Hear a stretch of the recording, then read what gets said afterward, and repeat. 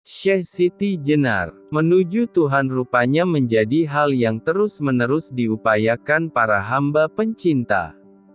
Dalam ajaran agama, banyak cara dan jalan yang ditempuh oleh para ulama rohaniwan, mengajarkan pada kita.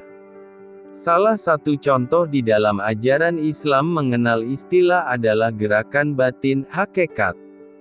Semisal yang dicanangkan oleh Al-Halaj dan diteruskan oleh Syekh Siti Jenar di Indonesia.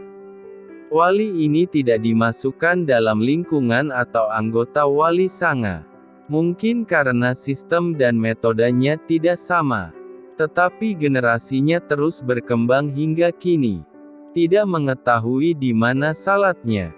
Di samping itu ada banyak jenis gerakan selain Syekh Siti Jenar yang dicanangkan oleh para wali songo. Di antaranya adalah tarekat. Pertanyaannya, apakah gerakan tarekat yang dicanangkan para wali itu masuk dalam kategori syariat atau gerakan hakikat? Islam lahir didahului oleh hakikat baru kemudian syariat. Buktinya Nabi SAW bertahanuts bermalam di Gua Hira. Beliau menghabiskan malam-malamnya di sana untuk beribadah dengan mengabdikan diri kepada Allah SWT. Beberapa malam kemudian, turunlah wahyu pertama. Disinilah syariat mulai dibentuk untuk umatnya. Namun pada giliran periode berikutnya, muncul gerakan yang mirip hakikat yang diajarkan oleh Al-Halaj yang cukup bertentangan dengan syariat pada umumnya. Beratus tahun kemudian hadir pula di Indonesia. Pelopornya adalah Syekh Siti Jenar. Gerakan ini cukup berhasil membawa para pengikutnya untuk terus mengupayakan gerakan ini berkembang. Entah bagaimana, akhirnya syariat yang biasanya dianut oleh masyarakat umum tiba-tiba tidak lagi menjadi fokus utama dalam beribadah kepada Allah. Yang hadir dan ramai dianut oleh masyarakat adalah sejenis hakikat. Di antara yang kerap dibicarakan orang adalah ungkapan eling atau manunggaling kaula Gusti. Semacam penyadaran akan penyatuan antara hamba dengan Tuhannya. Konon ajaran itu masuk dalam kategori hakikat. Adapun syariatnya tidak seperti para penganut Islam biasanya. Atau barangkali tidak ada syariat sama sekali. Seandainya pun ada syariat, maka dipastikan sangat berbeda dengan para pemegang rukun Islam pada umumnya. Ajaran Syekh Siti Jenar, salah satunya, menurut salah satu pembimbing tarekat, adalah gerakan salat di atas daun. Generasinya hingga kini pun masih mempraktekkannya. Selembar daun dipotong dan digelar sebagai sajadahnya lalu melaksanakan salat di atas daun itu di permukaan air. Atau suatu ketika selembar daun pisang menempel di dahannya, maka disitulah mengerjakan salatnya. Jadi begitulah seseorang yang khusus mendalami ilmu syariat Syekh Siti Jenar. Karenanya, tidak mustahil seseorang itu mempelajari bagaimana bisa terbang dan menghilang. Itulah yang diajarkannya. Itulah karomahnya. Itulah yang saya dengar dari guru. Masalah benar tidaknya saya belum tahu. Bagaimana dengan gerakan para wali lainnya? Menurut Abdullah Asy-Syaroni bukan itu yang istimewa. Karomah dipandang oleh Asy-Syaroni adalah al-istiqomah, meskipun kecil kelihatannya. Sehingga timbul ungkapan, khairun min alfi karomah, istiqomah itu lebih baik daripada 1000 karomah. Karenanya, tidak perlu tertarik dan tidak perlu mempelajari hal-hal seperti itu. Inilah yang disebut gerakan tarekat yang dipelopori oleh para aulia. Karenanya pernah ada seorang ulama besar membuat geger orang-orang, di mana salatnya tidak pernah diketahui. Namun tiba-tiba saja ulama itu ada di sana. Wallahu a'lam, kita tidak tahu, namun itulah gerakan mereka. Jadi sangat antik mereka punya gerakan. Karena itu Wali Songo tidak mau ketinggalan punya gerakan juga. Tarekah namanya. Jadi tarekat yang diajarkan para wali itu sangat jelas dan terlihat apa adanya. Para pengikut tarekat saat berkumpul ramai-ramai kemudian melakukan zikir tarekat bersama-sama.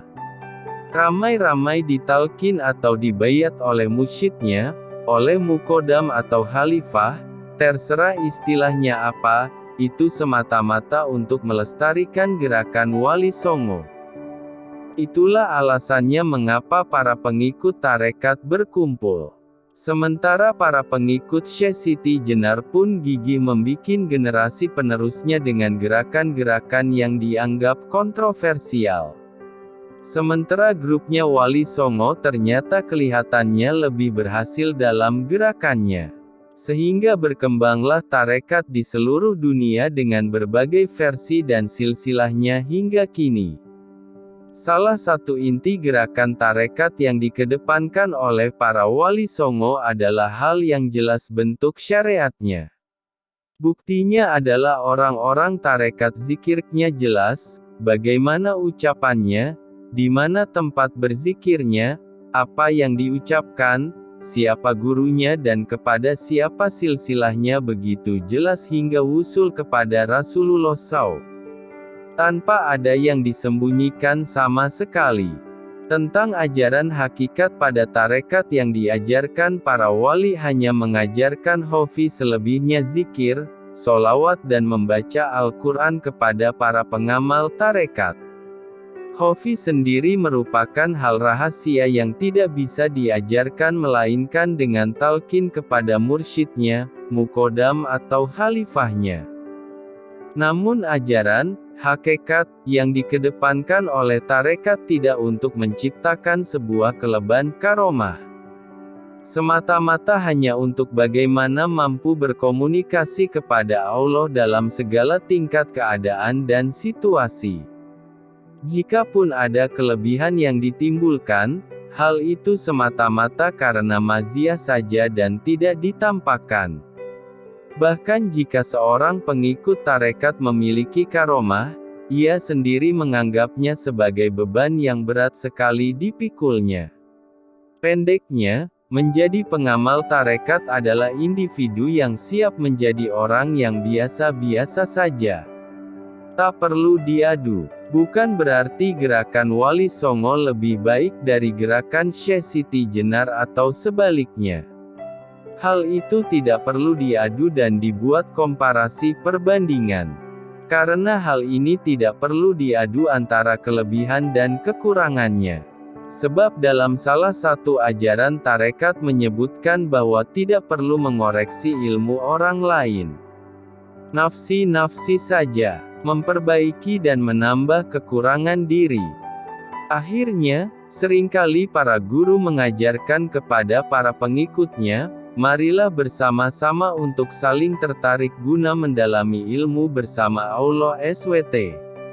Ilmu ini berada dalam hati, bukan di dalam pikiran. Sebab ilmu tarekat tidaklah mengajarkan seseorang ahli suatu bidang, melainkan bagaimana memanaj hati. Jika hati tenang maka akan menolong segala urusan keduniaan dan keakhiratan. Bukankah Allah menjanjikan, ingatlah, hanya dengan mengingati Allah lah hati menjadi tenteram. Ar-Ra'd 28. Kesimpulan. Tarekat merupakan sebuah bentuk gerakan keimanan yang bertujuan untuk memperbaiki akhlak melalui upaya pembersihan diri, batin, dengan terus-menerus mengingat Allah. Ada yang berorientasi hanya pada inti hakikat saja, batin, tanpa dengan syariat pada umumnya. Diwakili oleh gerakan Al-Halaj dan generasi berikutnya adalah Syekh Siti Jenar. Ada pula yang mementingkan syariat dan hakikat sekaligus. Namun lebih condong ke pelaksanaan syariat seperti biasanya. Sementara hakikat hanya dalam bentuk zikir hofi saja. Ini yang kebanyakan diwakili oleh gerakan tarekat Wali Songo dengan berbagai jenisnya yang mutabarah. Pada akhirnya, gerakan wali sanga ini lebih banyak diterima oleh masyarakat. Tidak perlu membandingkan dua jenis gerakan ini, mana yang lebih unggul. Masing-masing menjalankan keyakinannya. Walhu a'lam. Sejarah singkat. Nama asli Syekh Siti Jenar adalah Sayyid Hasan Ali Al-Husaini, dilahirkan di Persia, Iran. Kemudian setelah dewasa mendapat gelar Syekh Abdul Jalil. Dan ketika datang untuk berdakwah ke Caruban, sebelah tenggara Cirebon, dia mendapat gelar Syekh Siti Jenar atau Syekh Lemah Abang atau Syekh Lemah Brit. Syekh Siti Jenar adalah seorang sayyid atau habib keturunan dari Rasulullah SAW. Nasab lengkapnya adalah Syekh Siti Jenar, Sayyid Hasan, Ali, bin Sayyid Solih bin Sayyid, Isa, Alawi bin Sayyid Ahmad Syah Jalaluddin bin Sayyid, Abdullah Han bin Sayyid Abdul Malik Asmat Han bin Sayyid, Alwi, Amil Fakih bin Sayyid Muhammad Sohib Mirbat bin Sayyid, Ali Khali Kasam bin Sayyid, Alwi Sohib Baiti Jubair bin Sayyid Muhammad Maula Esh Sauma'ah bin Sayyid, Alwi Al-Mubtakir bin Sayyid, Ubaidillah bin Sayyid Ahmad Al-Muhajir bin Sayyid, Isa An-Nakib bin Sayyid Muhammad An-Nakib bin Sayyid, Ali Al-Uraidi bin Imam Jafar Esh Sadik bin Imam Muhammad Al-Bakir bin Imam, Ali Zainal Abidin bin Imam Husain Asy Syahid bin Sayyidah Fatimah Az-Zahra binti Nabi Muhammad Rasulullah SAW. Syekh Siti Jenar lahir sekitar tahun 1404 di Persia, Iran. Sejak kecil ia berguru kepada ayahnya Sayyid Solih di bidang Al-Quran dan tafsirnya. Dan Syekh Siti Jenar kecil berhasil menghafal Al-Quran usia 12 tahun. Kemudian ketika Syekh Siti Jenar berusia 17 tahun, maka ia bersama ayahnya berdakwah dan berdagang ke Malaka. Tiba di Malaka ayahnya, yaitu Sayyid Solih, diangkat menjadi mufti Malaka oleh Kesultanan Malaka di bawah pimpinan Sultan Muhammad Iskandar Shah. Saat itu, Kesultanan Malaka adalah di bawah komando Khalifah Muhammad I, Kekhalifahan Turki Utsmani. Akhirnya Syekh Siti Jenar dan ayahnya bermukim di Malaka. Kemudian pada tahun 1424 ada perpindahan kekuasaan antara Sultan Muhammad Iskandar Shah kepada Sultan Muzaffar Shah. Sekaligus pergantian mufti baru dari Sayyid Solih, ayah Siti Jenar kepada Syekh Syamsuddin Ahmad. Pada akhir tahun 1425 Sayyid Solih beserta anak dan istrinya pindah ke Cirebon. Di Cirebon Sayyid Solih menemui sepupunya yaitu Sayyid Kahfi bin Sayyid Ahmad. Posisi Sayyid Kahfi di Cirebon adalah sebagai mursyid Tariqah Al-Mutabarah Al-Ahadiyah dari Sanad Utsman bin Affan, sekaligus penasehat agama Islam Kesultanan Cirebon. Sayyid Kahfi kemudian mengajarkan ilmu Marifatullah kepada Siti Jenar yang pada waktu itu berusia 20 tahun. Pada saat itu mursyid Al-Tariqah Al-Mutabarah Al-Ahadiyah ada 4 orang, yaitu 1. Maulana Malik Ibrahim, sebagai mursyid Tariqah Al-Mutabarah Al-Ahadiyah, dari sanad Sayyidina Abu Bakar Siddiq, untuk wilayah Jawa Timur, Jawa Tengah, Bali, Sulawesi, Kalimantan, Nusa Tenggara, Maluku, dan sekitarnya. 2. Sayyid Ahmad Faruqi Sirhindi, dari sanad Sayyidina Umar bin Khattab, untuk wilayah Turki, Afrika Selatan, Mesir dan sekitarnya. 3. Sayyid Kahfi, dari sanad Sayyidina Utsman bin Affan, untuk wilayah Jawa Barat, Banten, Sumatera, Campa, dan Asia Tenggara. 4. Sayyid Abu Abdullah Muhammad bin Ali bin Jafar Al-Bilali, dari sanad Imam Ali bin Abi Thalib, untuk wilayah Makkah, Madinah, Persia, Irak, Pakistan, India, Yaman. Kitab-kitab yang dipelajari oleh Siti Jenar Muda kepada Sayyid Kahfi adalah kitab Fusus Al-Hikam karya Ibnu Arabi, kitab Insan Kamil karya Abdul Karim Al-Jili, Ihya Ulumuddin karya Al-Ghazali, Risalah Kusyairiyah karya Imam Al-Kusyairi, Tafsir Marifatullah karya Rusbihan Bakli, kitab Et-Tawasin karya Al-Halaj, kitab Et-Tajalli karya Abu Yazid Al-Bustami, dan Qut Al-Qulub karya Abu Talib Al-Maki. Sedangkan dalam ilmu fikih Islam, Siti Jenar Muda berguru kepada Sunan Ampel selama 8 tahun. Dan belajar ilmu usuluddin kepada Sunan Gunung Jati selama 2 tahun.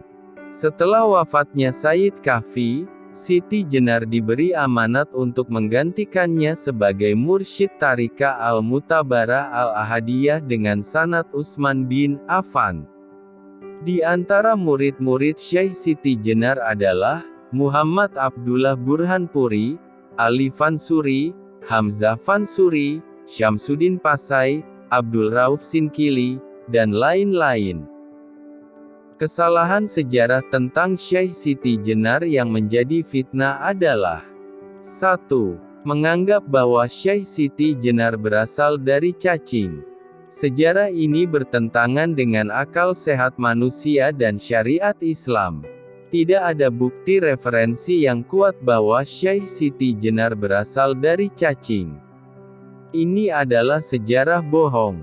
Dalam sebuah naskah klasik, Serat Candakipun Riwayat Jati, Ali Aksara, Perpustakaan Daerah Provinsi Jawa Tengah, 2002, Helm 1, cerita yang masih sangat populer tersebut dibantah secara tegas, wondene kacariyos yen lemah bang punika asal saking cacing, punika det, sajatosipun inggih pancen manungsa darah alit kemawon, griya ing dusun Lemah Bang.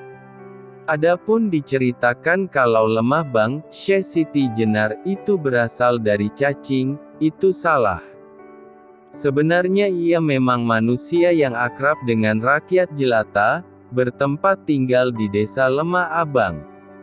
2. Ajaran Manunggaling Kawula Gusti, yang diidentikan kepada Syekh Siti Jenar oleh beberapa penulis sejarah Syekh Siti Jenar adalah bohong, tidak berdasar alias ngawur. Istilah itu berasal dari kitab-kitab primbon Jawa. Padahal dalam suluk Syekh Siti Jenar, beliau menggunakan kalimat, fana, wal baka. Fana, wal baka, sangat berbeda penafsirannya dengan Manunggaling Kawula Gusti.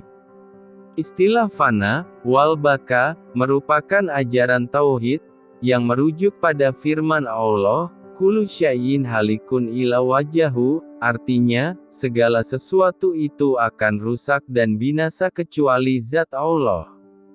Syekh Siti Jenar adalah penganut ajaran tauhid sejati, tauhid fana, wal baka, tauhid Qur'ani dan tauhid syari. 3. Dalam beberapa buku diceritakan bahwa Syekh Siti Jenar meninggalkan sholat, puasa Ramadan, sholat Jumat, Haji DCB. Syekh Burhanpuri dalam risalah Burhanpuri halaman 19 membantahnya, ia berkata, saya berguru kepada Syekh Siti Jenar selama 9 tahun, saya melihat dengan mata kepala saya sendiri, bahwa dia adalah pengamal syariat Islam sejati, bahkan sholat sunnah yang dilakukan Syekh Siti Jenar adalah lebih banyak daripada manusia biasa. Tidak pernah bibirnya berhenti berzikir Allah, Allah, Allah, dan membaca sholawat Nabi. Tidak pernah ia putus puasa Daud, Senin Kamis, puasa Yaumul Bid, dan tidak pernah saya melihat dia meninggalkan sholat Jumat. 4. Beberapa penulis telah menulis bahwa kematian Syekh Siti Jenar, dibunuh oleh Wali Songo, dan mayatnya berubah menjadi anjing. Bantahan saya, ini suatu penghinaan kepada seorang waliullah, seorang cucu Rasulullah. Sungguh amat keji dan biadab, seseorang yang menyebut Syekh Siti Jenar lahir dari cacing dan meninggal jadi anjing.